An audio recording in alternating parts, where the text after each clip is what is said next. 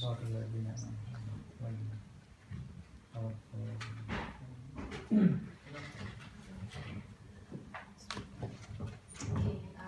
mulakan dulu sebentar menunggu orang yang datang.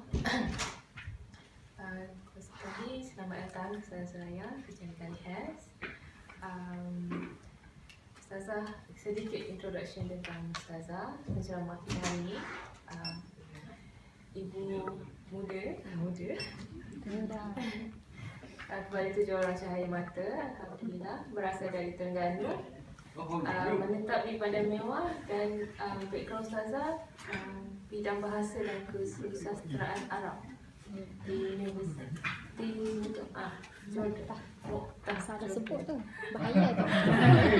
Mutahan lain dengan mutah lain tu, bahaya tu. Dan menyambung pengajar di Universiti Malaya seterusnya. Kita teruskan berkongsi Ustazah. Tajuk kita hari ini adalah kebahagiaan hakiki sebuah rumah tangga.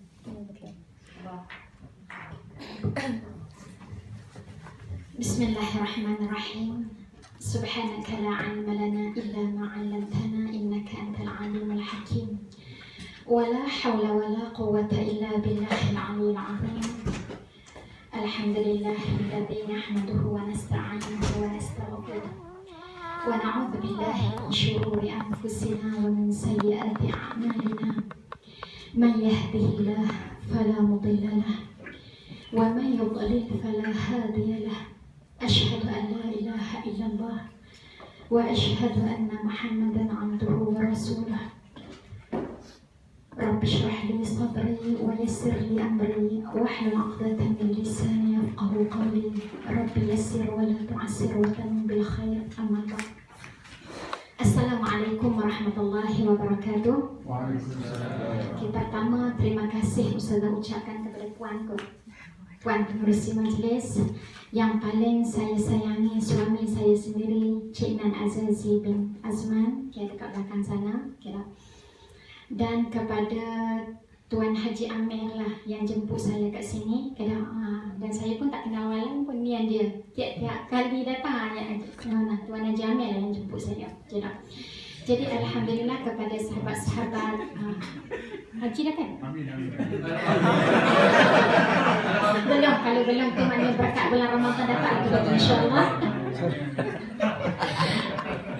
Sebab budaya Arab kan, budaya Arab ni dia pelik sikit. Kalau budaya Arab, dia akan panggil orang tengah hajjah, kan? Supaya satu doa untuk orang pergi haji.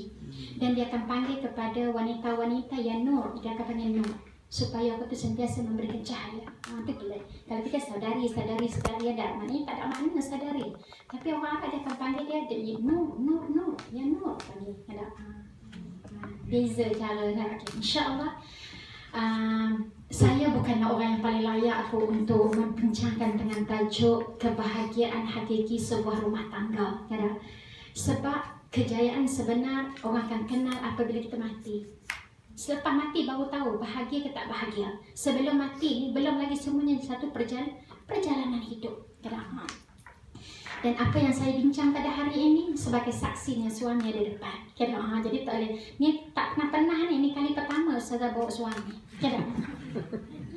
Tak pernah dalam kuliah Ustazah bawa suami. Tapi hari ni Ustazah bawa suami. Dan dia sebagai saksi atas apa yang Ustazah bakal bercakap. Okey. Jadi pertamanya unzur ila ma qala wa la tanzur ila man qala. Lihatlah kepada apa yang bakal saya berbincangkan, tapi jangan tengok kepada diri yang bercakap. Sebab tengok pada orang, mungkin kita kata akan ada kesalahan, akan ada kelemahan. Kekurangan setiap orang pasti akan ada. Tapi apabila kita nak cari seseorang tu kebaikan, jangan pandang keburukan, pasti kita akan rasa bahagia. Jadi saya mulakan dengan satu kisah pertengkaran suami isteri. Suami ni punya, dia bergaduh sampai satu ketika suami dia kata, kamu jangan macam-macam dengan aku. Dia kata, aku akan jadikan kamu derita dan celaka dalam hidup kamu. Jawab isteri-isteri dia kata apa? Tak mungkin kamu akan mencelakakan hidup aku, sebagaimana kamu tak mungkin akan memberikan kebahagiaan dalam hidup aku. Suami terkejut. Kenapa Kenapa? Kenapa kamu cakap macam tu? Kamu tak mungkin bagi aku celaka dan kamu tak mungkin akan bagi aku bahagia. Okay? Tengok jawapan daripada seorang isteri. Dia tanya, kenapa? Tu dalam marah tu, dalam kelahi tu menjawab. Dia tak tahu, saya kongsi. Dia kata, kerana kebahagiaan aku ada pada hati aku. Dan hati aku adalah milik Allah Subhanahu Wa Taala. Yang mampu memberikan aku bahagia hanyalah Allah.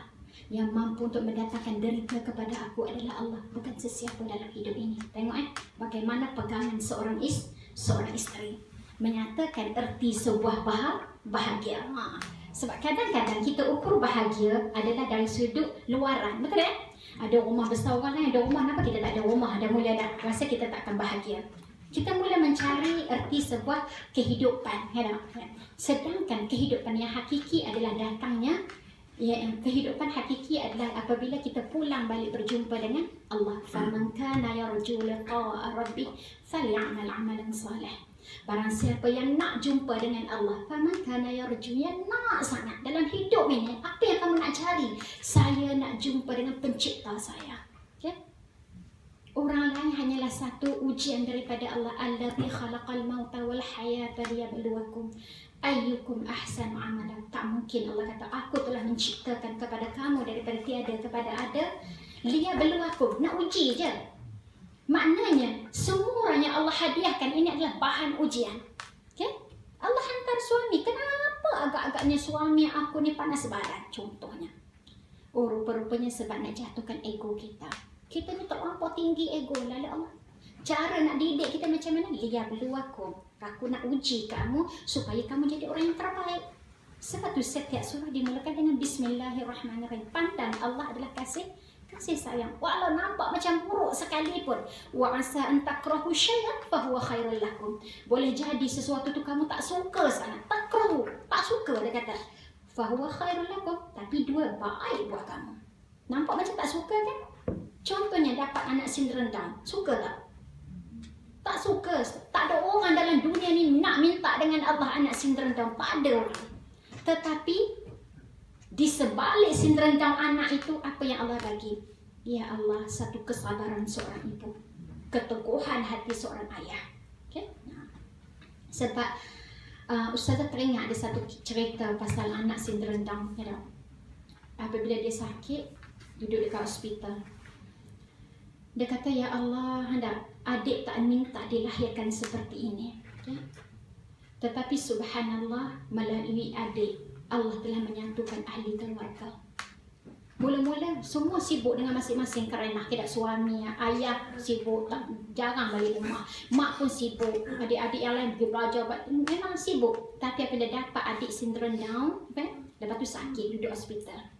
Bergilir jaga, ayah datang, lepas tu yang menjadi tangkir, siapa nak jaga ni? Rupa-rupanya dengan dapatnya kesakitan kepada si adik tadi, Allah telah menyatukan ahli keluarga. Rupa-rupanya apabila dia bincang, dia kata, rupa-rupanya banyak hikmah.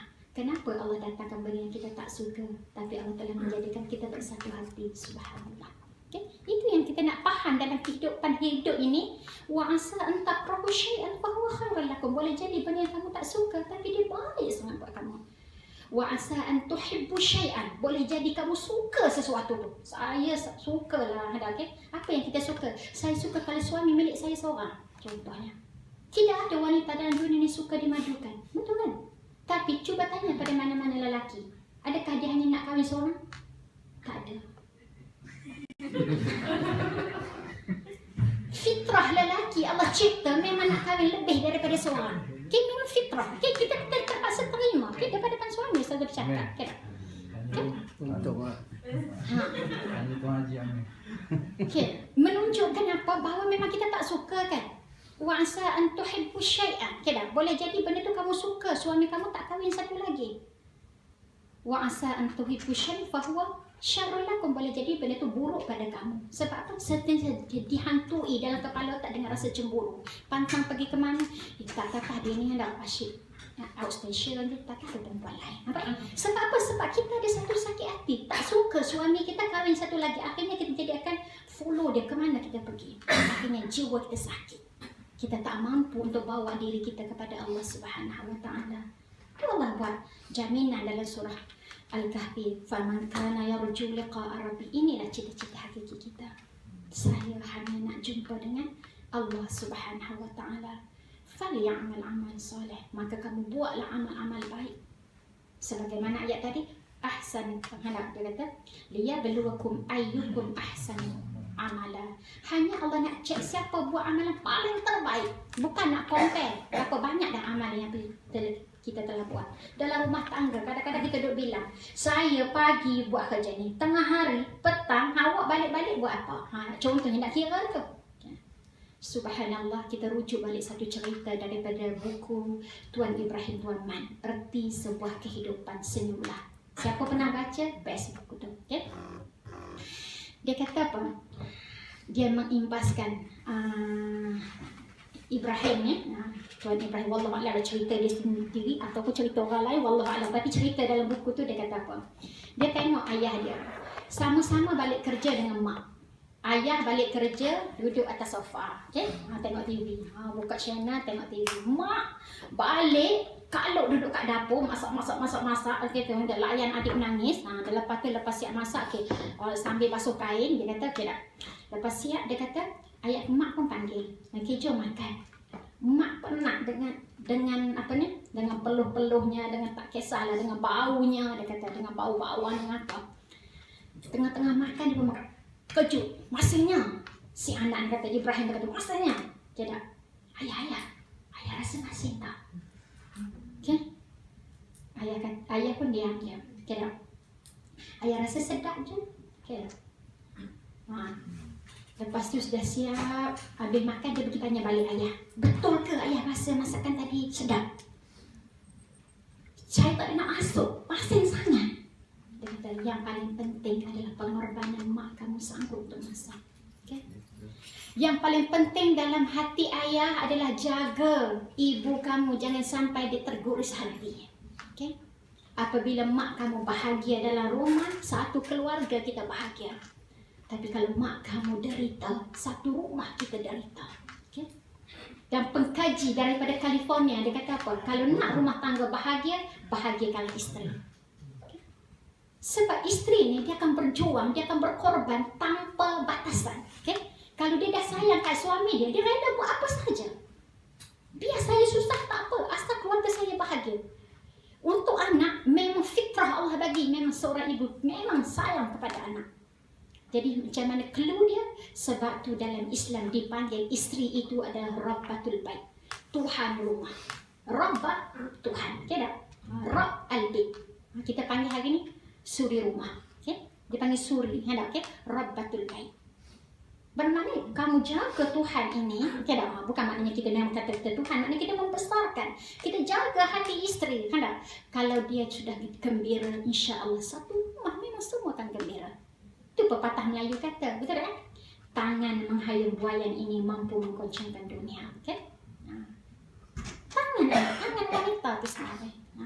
Jadi nak menunjukkan kepada kita, bukan menunjukkan bahawa peranan suami itu tak penting. Penting, kira. Penting dia kat mana? Pentingnya jaga hati isteri, dan isteri pula ambil peranan dia. Kita sebelum saya masuk kepada peranan isteri, okey, suka saya nak sambung lagi cerita Tuan Ibrahim Tuan Man sikit ya. Dia pergi jumpa mak dia pula. Mak rasa ikhlas ke ayah puji mak tadi? Okay? Tak puas hati ni. Sebab rasa tak, memang masin lah, ya tak? Memang, bukan kata, memang tak sedap, ya tak? Tapi ayah boleh makan, dia tanpa komen, ya tak? Bukan kata makan sikit, tak makan, sedap, mana, okay? Dia pergi tanya mak dia, mak rasa ayah ikhlas tak? Puji mak tadi. Pada mak tak penting, ikhlas ke tak ikhlas tak penting. Yang paling penting, sebab ayah selalu jaga hati dan perasaan mak. Sama ada dia ikhlas ke tak ikhlas, itu soalan yang biarlah. Okay? Paling penting dia cuba jaga hati mak. Okay? Dan itu yang paling bermakna dalam hidup mak. Bermakna kekal rumah tangga dia. Hebat kan? Kita pantang sikit. Cuba tanya. Allah tawanya. Dia komplain secara melulu. Betul kan? Bukan kata nak ambil sakit hati. Tak. Drastik. Betul kan? Terkejut dia tunjuk. Tapi itu namanya belajar untuk sobat. Bukan benda yang senang dalam sebuah rumah tangga. Okay, balik semula. Kalau kita dah nampak dalam nak membina satu rumah tangga yang bahagia, maknanya suami kena jaga isteri. Betul kan? Suami kena jaga isteri. Hari ni zaman terbalik, suami jadi kuasa veto. Rumah ni saya ketua. Nampak yang ada mulia datang. Okay. Jadi sekarang kita ambil yang Islam yang ajar. Bukan ustazah yang ajar. Islam yang ajar bahawa lelaki perlu jaga isteri dia. Sebab tu negara Arab memang orang lelaki memang yang kahwin semuanya tua-tua. Jarang nak cari orang Arab kahwin muda. Sebab mas kahwinnya mahal. Kalau kamu nak kahwin dengan seorang wanita, kamu kena siapkan satu rumah. Bermakna kamu akan bahagiakan wanita ini supaya dia buang perasaan sakit hati.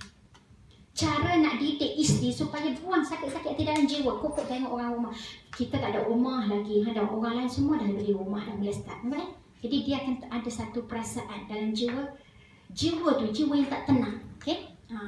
Sebab tu dalam rumah semua dengan kelengkapan sebagai mas kahwin. Rumah kena ada, kelengkapan dalam rumah kena ada, okey siap baru boleh kahwin. Tak masuk mas kahwin masa akad nikah tu. Hak ni mas kahwin direct. Subhanallah. Tu Arab memang ada sangat susah nak kahwin. Umur dari dekat 40 baru kahwin. Biasa dia akan kahwin dengan umur 17 tahun. Okey. Kahwin yang muda-muda. Okey, subhanallah. Okey. Kepada si isteri pula. Okey, nak bagi rumah tangga yang bahagia macam mana? Didik anak elok-elok. Bukan jaga hati suami dengan elok-elok. Okey. Sebab apabila idza matat ibnu Adam fanqata'a kullu amalah. Apabila mati anak Adam, semua dah terputus dah. Kecuali 3 kan. Salah satunya apa? Anak yang soleh. Maknanya aku jaga anak ini elok-elok kerana aku sayang kepada suami aku. Sebab apa yang aku buat tak sampai dah kepada suami kalau suami aku mati. Tak sampai. Putus dah semua amalan. Tapi si anak ni sampai.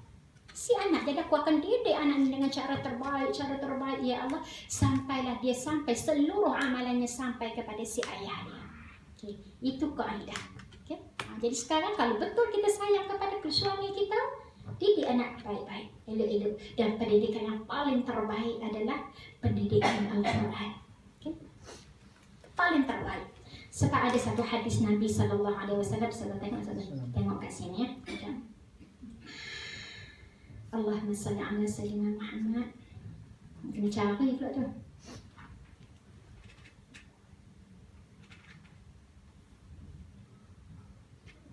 Dah tak jumpa cara dah.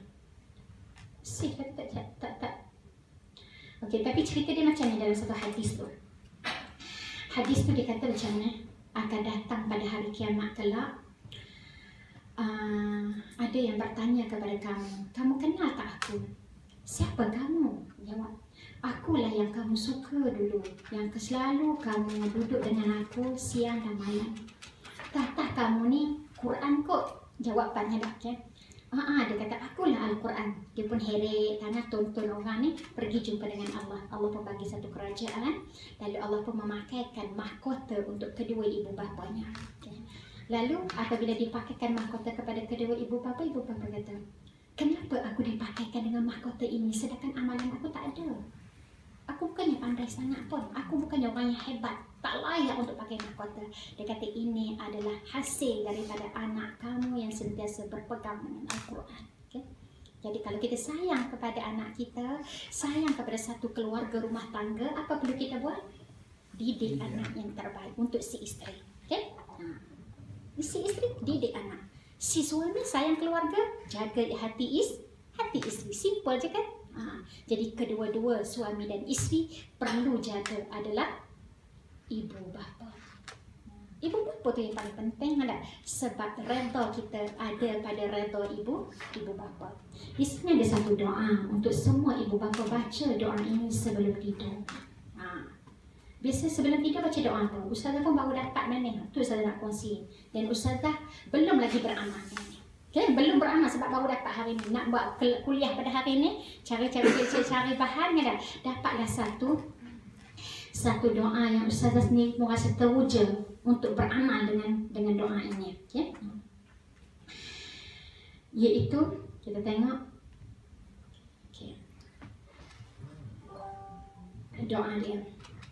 Allahumma inni ushiduka anni radiyah an ibni, sebut nama anak ataupun anak perempuan, ibnati sebut nama anak, tamamar rida wa kamalar rida wa muntahar rida, fallahumma anzil ridwanuka alaihim biridai anhum. Itu doa dia.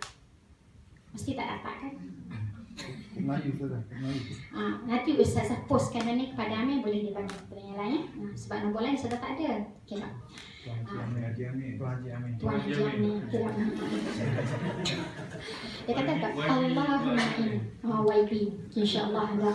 Allahumma inni. Ya Allah, sesungguhnya aku ini ushiduka, bersaksikan kepada engkau, anni radiyah, aku adalah menjadi orang yang redha an ibni, terhadap anak aku. Sebut namanya. Tiap-tiap kali nak tidur sebut benda ni. Kedap.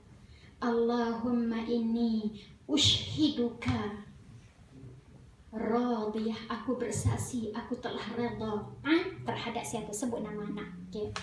Tamamar redha wa kamalar redha wa muntahar redha. Okay? Nah, dengan seluruh kesempurnaan redha, maknanya betul-betul aku redha ya Allah. Fallahumma, ya Allah, kerana aku redha ini ya Allah, tolonglah ya Allah. Fallahumma anzil ridwanuka, turunkanlah keredaanmu alaihim, kepada mereka semua anak-anak aku ini ya Allah, biridai, dengan sebab aku telah redha padanya, lalu kau redalah kepada anak-anak aku, anhum, daripada mereka. Ataupun kita terbaca bahasa Melayu lah, hendak. Ya Allah, malam ni aku memang betul-betul redha terhadap anak aku, sebut nama anak. Dengan sebab aku redha ya Allah, kau tolonglah redha kepada anak-anak aku ya Allah, berkatilah kehidupan mereka. Itu saja. Dibawa satu cerita apabila orang beramal dengan doa ini. Cerita dia seorang ibu ni. Dia ceritalah macam mana, dia kata saya ada masalah dengan anak saya. Anak saya ni tak tahu macam mana. Dia kata dia tak dengar cakap. Kita pun ada masalah juga kan macam tu.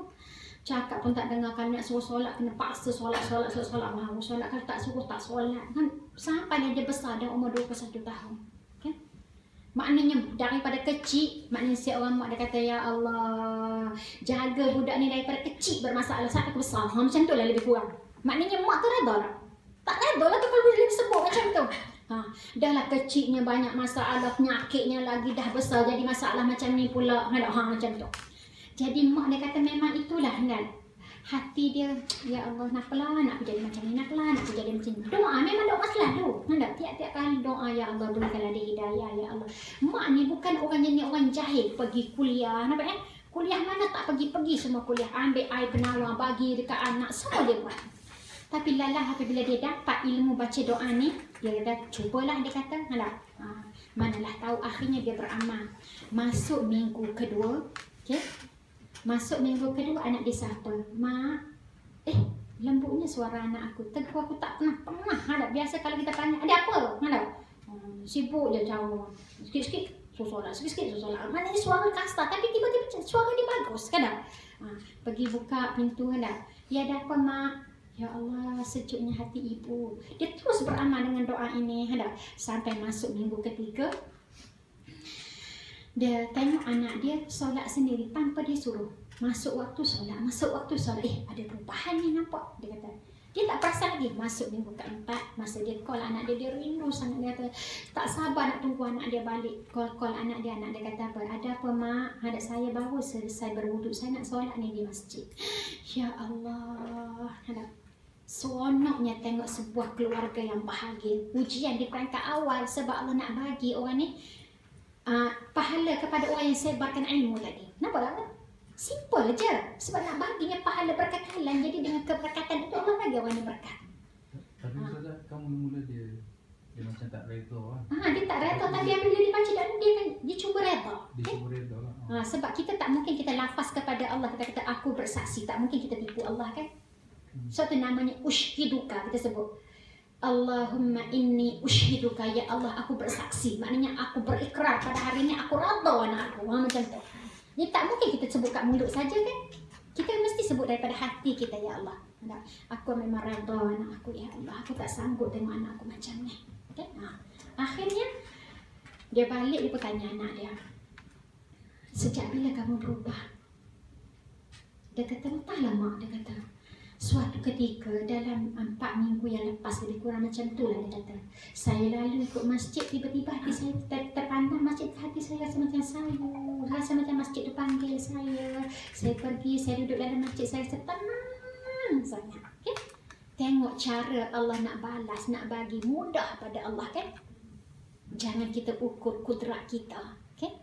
Tapi kita ukur kudrat Allah. Tak mungkin Allah bagi ujian benda yang kita memang tak mampu buat. Kalau Allah bagi tu confirm mampu. Subhanallah. Bukan benda yang senang kan nak capai tahap tu. Sekarang kamu bersaksi di hadapan Allah sebagaimana kamu melafazkan asyhadu an la ilaha illallah wa asyhadu anna Muhammadar Rasulullah. Aku bersaksi ya Allah, dalam hati ini tiada lain selain Allah. Jadi hati kita akan rasa tenang. Tapi kalau dalam hati ini hanya ada suami, sakit. Betul kan? Sakit. Sebab tahu kan tak, pantang suami kan tak, pakai wangi sikit, kita kata ya Allah, kata ada apa-apa ni. Dah mula dah sanksi dah ni kan tak? Ataupun dah mula baik sikit je. Biasa tak dah pernah baik ni, harinya baik je tolong kita masak ke ni. Mesti apa-apa ni kan tak? Dah mula sanksi dah tu. Dia tackle tu kan tak? Jadi oleh sebab itu, buang segala dalam hati ini hanya ada Allah Subhanahu Wa Taala. Nak dapat suatu benda bukan benda salah. Sebab tu dalam proses perkahwinan, yang paling penting dapat redha Allah. Dapat redha Allah tu dulu. Ustazah kongsi satu kisah bagaimana Allah merapat, Allah mempertemukan sepasang suami isteri. Ustazah sangat kagum perkahwinan dia. Sebab dia adalah sahabat Ustazah, sudah tahu cerita dia. Dia ni sahabat Ustazah yang lelaki ni, dia pergi Mekah. Masa dia buat depan multazam tu, dia pun doa, buat solat hajat, doa, ya Allah, kau tunjuk pada aku ya Allah, rasanya telah sampai masa aku untuk berkahwin. Tunjuk pada aku ya Allah siapa bakal isteri aku. Kita kena buat macam tu. Tak ingat dah. Okay. Cuba renung balik. Pernah tak doa dengan Allah, minta Allah yang bagi, bukan kita cari. Sekarang kita kata kita cari, betul kan? Sekarang dia ni, aku tak cari-cari pun, aku minta Allah tunjuk pada aku. Lepas solat tu, duduk tu terlelap. Bukan tidur baring ni, ada depan multazam sambil doa tu terlelap. Terlelap tu Allah datangkan nama IC. Subhanallah. Hebat ni, namanya terekod di depan Kaabah. Okay? Dan orang tu kalau Ustazah sebut nama, semua orang kenal. Okay? Tapi Ustazah rahsiakan.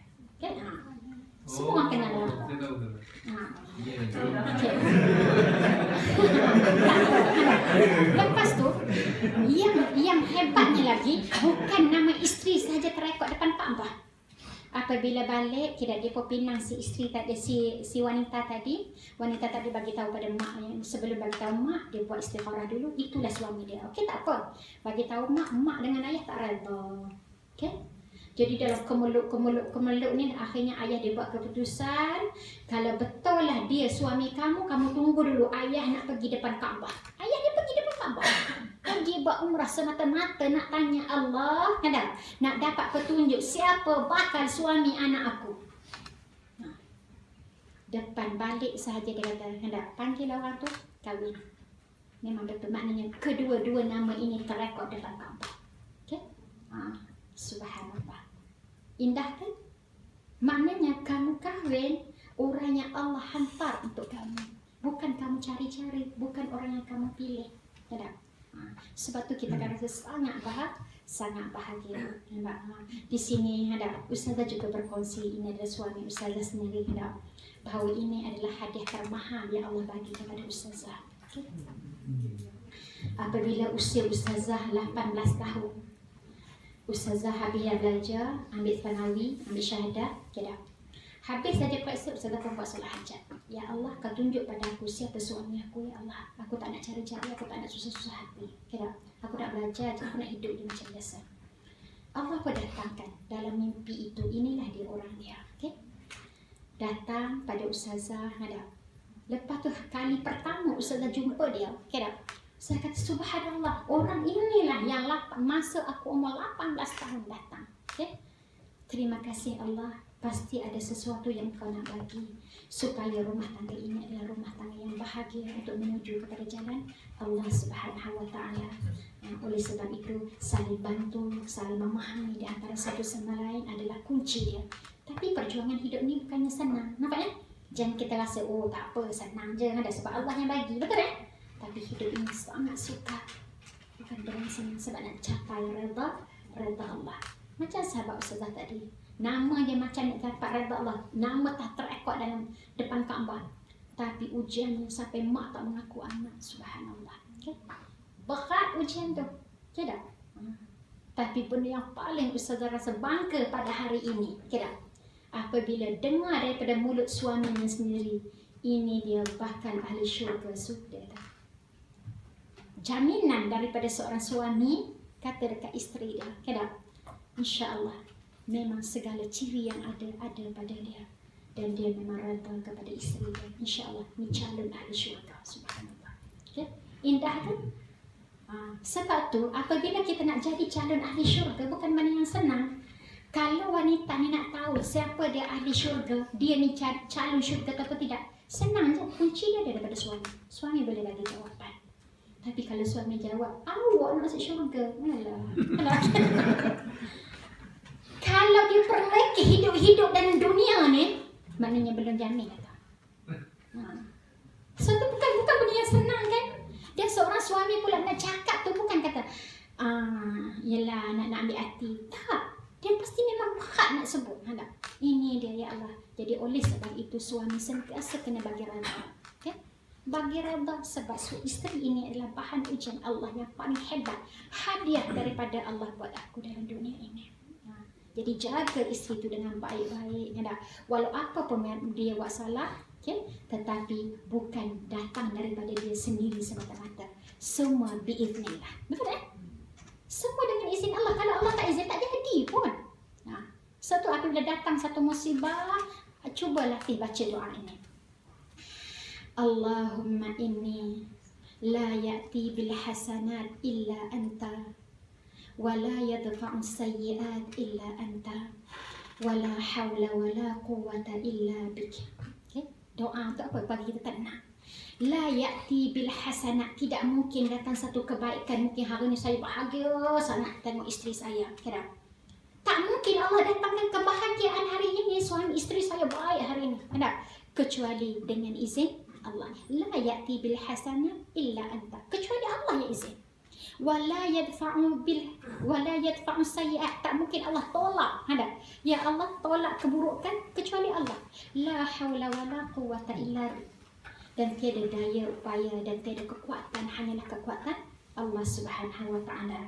Jadi di sini disebut kepada kita, kata Hasan Al-Basri, dia kata tafaqqatul halawata fi thalathata asya', carilah kemanisan hidup ini dengan 3 tempat. Okey, sampai berapa? 1,5. Okey, dah 20 minit dia.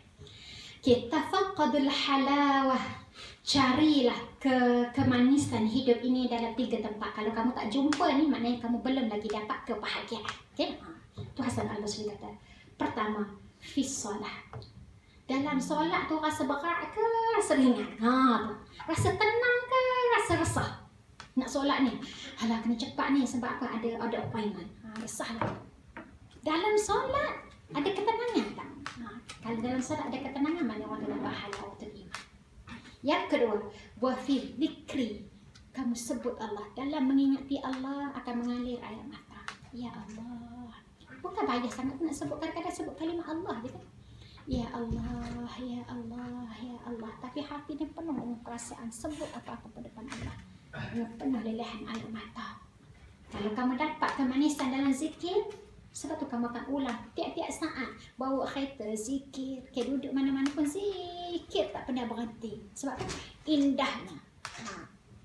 Ketiga, wa qira'atil Quran. Dan carilah halawah itu ketika kamu baca Quran.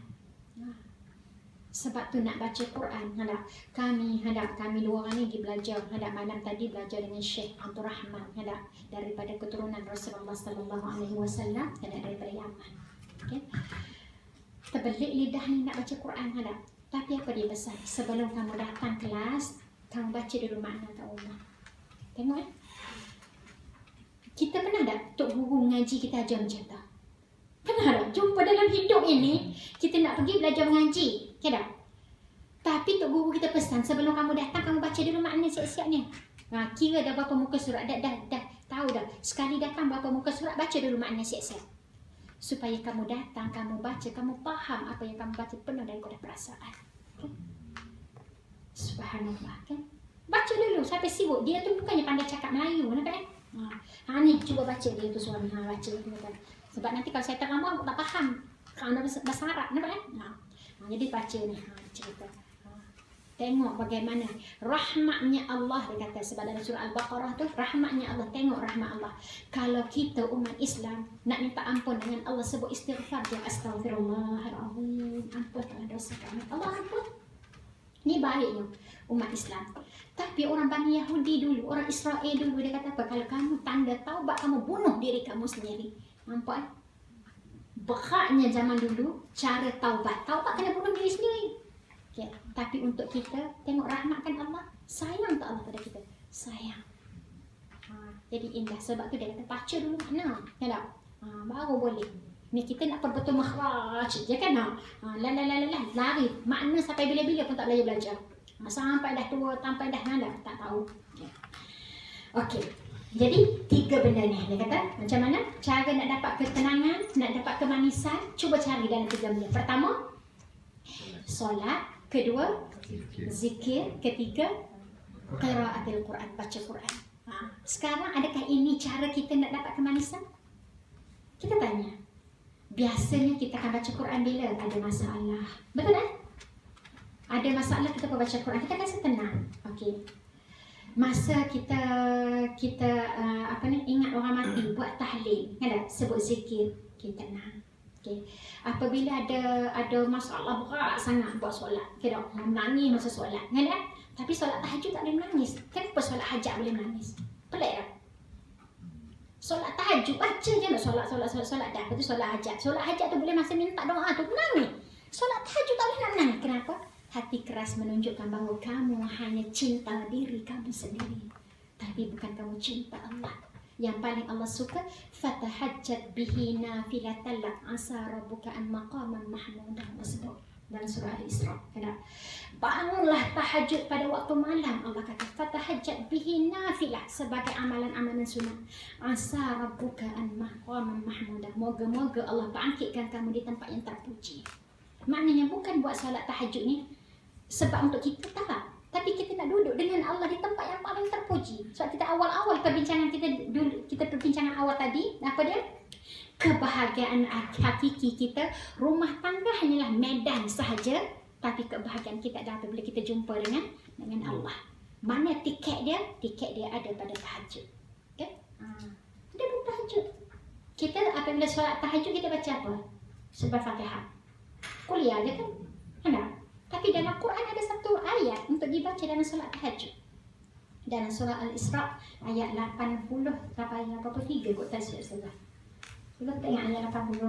Tapi muka surah tu ingat? Al-Isra Tak usah cek dulu. Dia dekat-dekat dengan surah Al-Kahfi. Dan ayat inilah yang biasa kita baca. Okey, ayat 77 sampai 81 78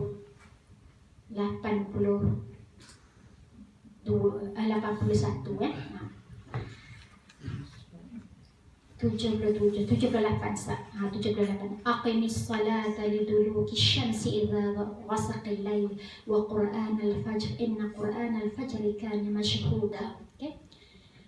Di sini Allah ajar kepada kita nak dapat satu ketenangan yang namanya solat tadi. Dapat ketenangan kat mana? Solat tahajud. Tapi jangan solat tahajud je solat wajib tinggal. Nampak kan? Solat tahajud tu benda yang nafilah, yang ditambah saja. Tidak. Dia kata apa? Apabila kamu bangun untuk solat daripada terbit matahari sampai terbenamnya malam. Dan paling penting kat situ baca Quran pada waktu fajar. Hak tu paling payah. Termasuk ustazah yang bercakap ni, saya kata paling payah nak buat kat sini lah. Sebab tu kalau indahnya solat tahajud, apabila kita baca kuat sikit, kita baca dalam solat tahajud tu dengan ayat yang memang kita betul kita faham. Okay? Indah dekat situ, rasa mengalir air mata ni dekat solat tahajud. Maknanya, ya Allah, terima kasih Engkau fardukan kepada aku solat, ya Allah. Okay? Indahnya solat, rasa macam tenang, tidak ada apa pun yang paling penting dalam hidup ini. Lepas tu dia kata, wa minal lail, pada waktu malam fatahajjat bihi, bangunlah pada waktu malam. Asa an yab'athaka rabbuka maqaman mahmudan. Moga-moga Allah bangkitkan kamu di tempat yang terpuji. Wa qur rabbi adkhilni mudkhala sidqin wa akhrijni mukhraja sidqin waj'alni min ladunka sultanan nasira. Biasa orang ajar kita solat tahajud baca ayat ni masa sujud kan? Betul tak? Ustazah lah, masa dulu-dulu, masa awal-awal dulu belajar solat tahajud, orang aja baca ayat ni masa sujud. Padahal tidak boleh baca ayat Quran masa sujud.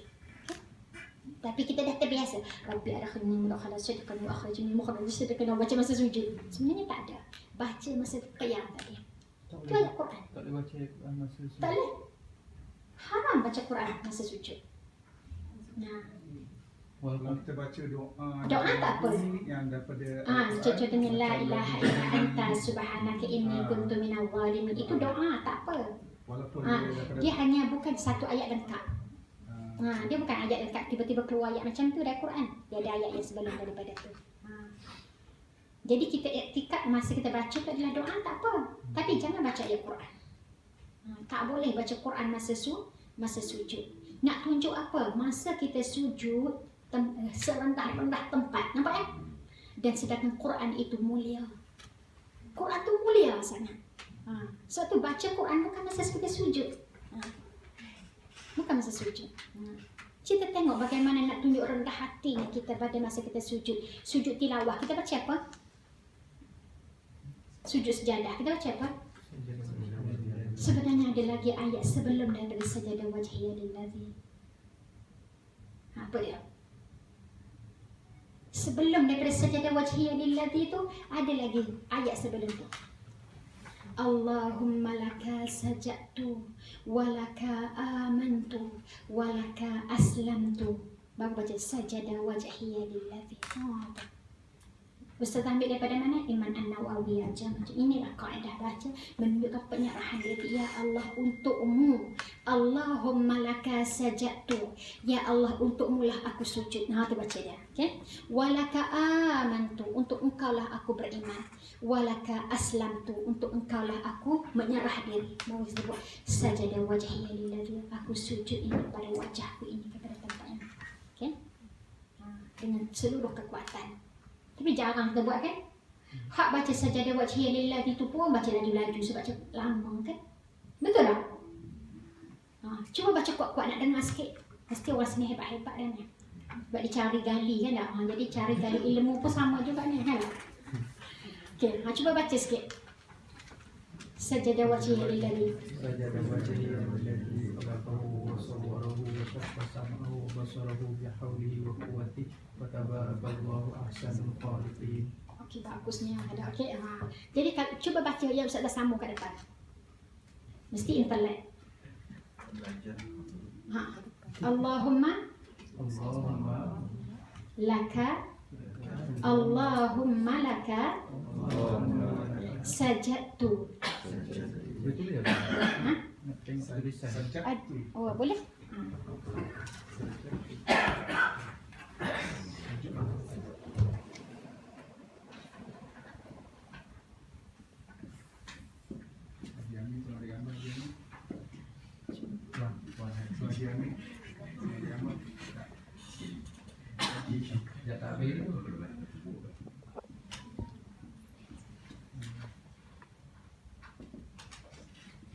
Allahumma laka sajadtu walaka amantu walaka aslamtu. Okay?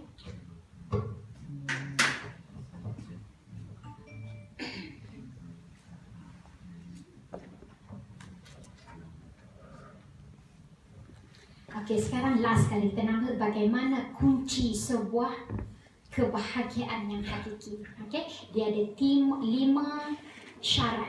Okey, nak dapat sebuah keredaan, nak dapat satu kebahagiaan dalam rumah tangga, mesti ada rukun-rukun dia ataupun syarat-syarat untuk dapat sebuah kebahagiaan. Okay.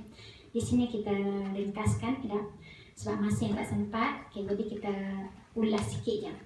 Okey, pertama sekali dia kata yang perlu ada adalah cinta hakiki kepada Allah Subhanahu Wa Taala. Kedua, dua pasangan dan seluruh ahli keluarga, anak faham tugas dia, isteri faham tugas dia, ayah faham tugas dia, semua mencari redha Allah. Semua cari redha Allah. Bermakna jangan suami hanya nak suruh dalam rumah tangga, nak suruh dia sahaja yang dikuasai. Tak, kira. Jadi bahasa kena kawan. Contohnya, mak tak suka kamu buat macam ni, ayah tak suka kamu buat macam ni. Bahasalah Allah tak suka. Yang tu kadang-kadang kita tersasul cakap. Sebab apa? Sebab belum hakiki dalam jiwa kita ini nak bawa semua orang kepada cinta Allah. Memang selalu kan, ayah tak suka buat macam ni, Umi tak suka sangat. Okay? Tolong buat benda yang Umi suka. Okay, salah tu. Bermakna nombor 1, rukunnya mesti mencari cinta hakiki adalah cinta Allah. Dan bawa kepada semua orang dalam rumah bahawa yang kita nak gapai adalah cinta Allah. Ni Ustazah kongsi daripada Fudail bin Iyad. Kira Fudail bin Iyad dia kata macam mana dia boleh jadi ulama yang muktabar. Awal-awal dulu dia kata masa aku kecil lagi umur 3 tahun. Kira aku telah diajar sebelum tidur dia kata baca ayat ini. Baca je. Kamu faham ke tak faham, baca je. 3 kali sebelum tidur. Allahumma salli ala sayyidina Muhammad. Allahu ma'i, Allahu nadhirun ilayya, Allahu syahadani. Baca tu. Okay? Allahu ma'i, Allah bersama aku. Allahu nadhirun ilayya, Allah melihat akan aku. Allahu syahadani, Allah menyaksikan atas setiap perbuatan aku. 3 benda tu je. Baca. Kan tak? Rupa-rupanya kesan dia akan jadi orang yang beriman. Okay? Dia duduk kat mana-mana dia akan teringat. Tapi benda tu diubah oleh Ustaz Yaakob. Dia kata apa? Dia latih anak-anak dia tapi tak guna bahasa Arab. Okay? Dia guna bahasa Melayu sebab nak bagi orang lebih terkesan. Dia berkata tiap-tiap malam dia akan ajar anak-anak dia. Dia pergi kat bilik anak dia. Okey, balik ceramah dia pergi kat bilik anak dia kata, "Okey, angkat tangan sama Abi." Dia kata, "Okey, letak tangan dekat dada." Okey, sebab ni adalah jantung sebelah kiri kan. Okey, sebut Allah bersama saya. Okey. Saya sayang Allah. Moga-moga Allah pun sayang saya. Okey. Ya Allah, kata dia sebut macam tu je. Aku sayang Allah. Dia sebut lepas tu dia kata, ya Allah, kalau engkau redha pada aku, jadikanlah tidur ini tidur yang paling indah dalam hidup aku. Aku nak jumpa Nabi. Ya Allah, jadikanlah tidur ini tidur yang mampu aku jumpa dengan Nabi SAW. Dia sebut.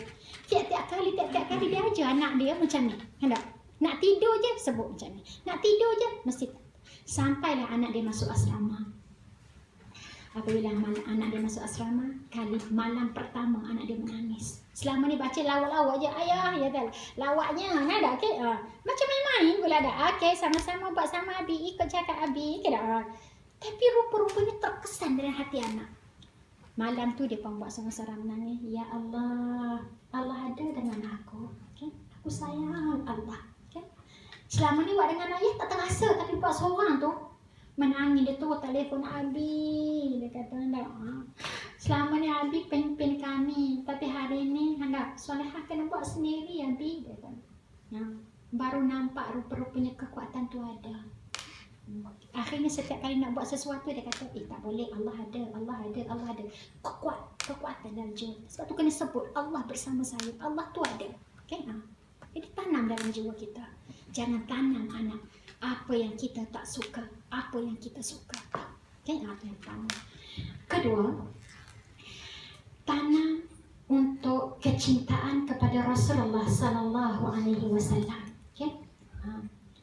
Tanam supaya apabila nak tidur saja nak mimpi jumpa Nabi, nak mimpi jumpa Nabi. Setiap kali nak buat sesuatu benda, ayah tak suka makan bawang mentah. Sebab apa? Sebab Nabi tak suka. Okey, bahasanya Nabi tak suka.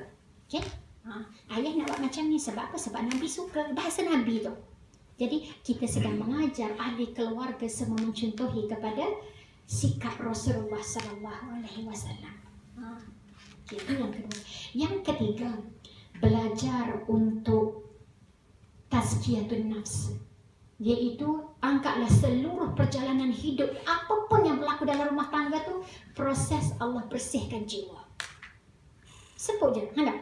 Oh, Allah nak bersih jiwa aku ni. Sebab tu suami angkat suara hari ni dengan aku kecil sangat hati. Kalau hari ni aku berkecil hati dengan suami, bermakna tak layak suami aku masuk syurga. Ya Allah, tolong ampunkan dia. Nampak tak tu? Bahawa doa selalu kita akan hantar tak kalau orang bagi benda yang menyakitkan kita, supaya Allah redha terhadap pasangan. Sama juga dengan anak. Ya Allah, pedihnya hati ini anak buat seperti ini, tapi subhanallah, tolong bagi redha pada dia ya Allah. Okay? Doa kita hantar, okay? Bukan untuk membalas. Bermakna kita nampak apa? Tazkiyatun nafs. Didik jiwa kita.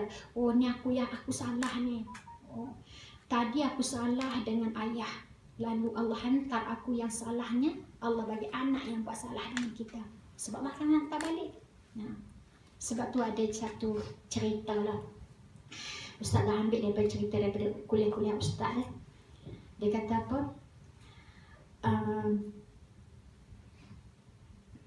Dia ni tak pernah tenang dalam hidupnya. Okay? Tak pernah tenang dalam hidup. Apabila dia fikir, dia kata dia ada adik-beradik, adik dia dengan abang dia, tapi hanya clash kerana kes tanah.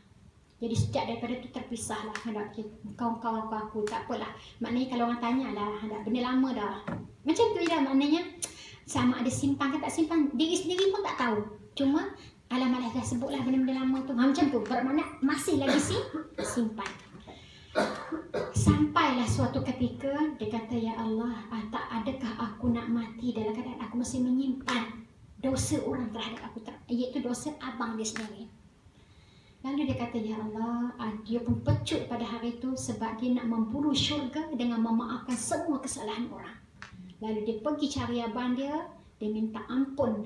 Ya Allah, abang dah ampunkan, tolong ampunkan dia selama ni, hanya kerana benda kecil, berebut benda dunia, pisah adik-beradik.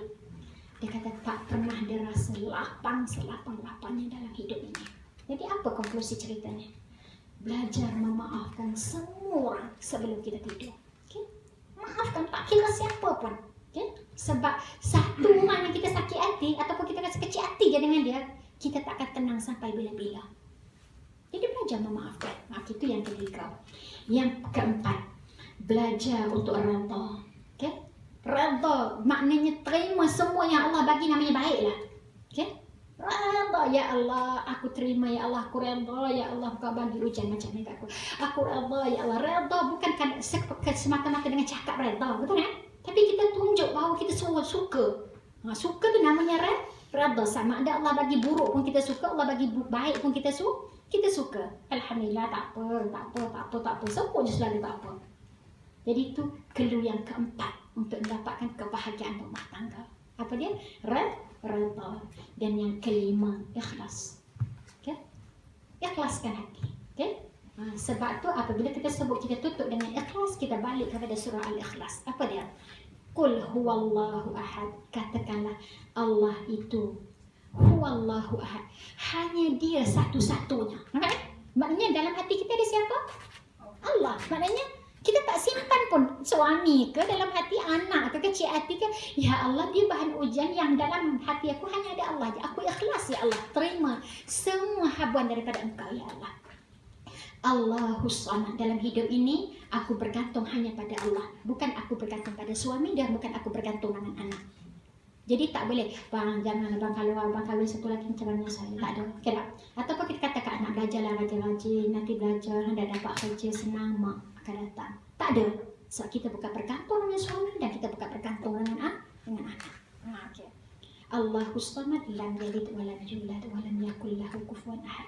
Allah tu tak beranak dan tidak diperanakkan, maknanya sama level dia. Dia anggap kepada hamba dia sama. Siapa yang buat baik lagi dia sayang, siapa yang tak buat baik benar dia bagi peluang. Okey? Walam yakul lahu kufuwan ahad. Allah tak sama dengan manusia. Manusia makin diminta, makin merengek, makin tak suka. Tapi Allah paling suka kita merengek, khususnya dalam bulan Ramadan. Jadi siapa yang rasa nak dengar doa, nak live baca doa kunut panjang, pergilah Masjid Al-Azim. Okay? Sebab Masjid Al-Azim dekat Pandan Indah diimamkan oleh yang Ustaz kata Ustaz belajar Quran dengan dia, ada Syekh Abdul Rahman, Syekh Abdul Rahman daripada keturunan Rasulullah sallallahu alaihi wasallam, punya baca doa kunutnya sangat panjang dan sangat hebat. Okey? Doanya datang. Maknanya malam-malam tiap-tiap malam doa lain-lain. Okey? Adalah doanya dicampur. Yang sama tiap-tiap malam tu adalah sikit-sikit, tapi dia campur doa lain. Punya panjang. Kira subhanallah. Kita baca doa Allahumma hadini tu je kan? Tak pernah doa lain. Nak tambah doa lain pun takut. Takut tak sah semayang lah. Okey? Tapi kalau rasa nak seronok, nampak kan? Sehingga kan kita merasakan, ya Allah, inilah nikmat bagaimana orang yang buat solat witir dekat Mekah. Tidak macam tu kita rasa. Wallahu a'lam, rasanya cukup sekadar itu, 1,5 dah kita pun nak solat. Panggilan Allah itu adalah lebih utama. Moga-moga apa yang Ustazah bincang pada hari ini walaupun tak tepat, okay? Walaupun tak sampai, Ustazah mohon ampun dan maaf daripada sahabat-sahabat semua, okay, dan juga Ustazah juga mohon maaf daripada suami sendiri. Seandainya apa yang Ustazah cakap tadi mungkin tak mampu lagi, Ustazah sendiri pun tak mampu untuk menjadi yang terbaik dalam hidup ini. Dan insya-Allah doakanlah moga-moga rumah tangga kami bahagia dunia akhirat, dan insya-Allah Allah tempatkan di tempat yang mulia. Okay, wallahu a'lam. Aqulu lihadza wa astaghfirullahal azim li wa lakum. Assalamualaikum warahmatullahi wabarakatuh. Alhamdulillah, terima kasih Ustazah. Mungkin kita buka untuk beberapa soalan. Ada? Ustazah minta pencerahan sikit berbalik kepada doa sebelum tidur tadi. Yang pada ayat terakhir tadi, dengan redha ini ya Allah Engkau turunkanlah redha-Mu ke atas mereka kan. Jadi dalam kita nak mendapatkan keredaan Allah Subhanahu Wa Taala, adakah syarat yang kita perlu diredai oleh seseorang? Ya. Contohnya mak kita, macam kalau isteri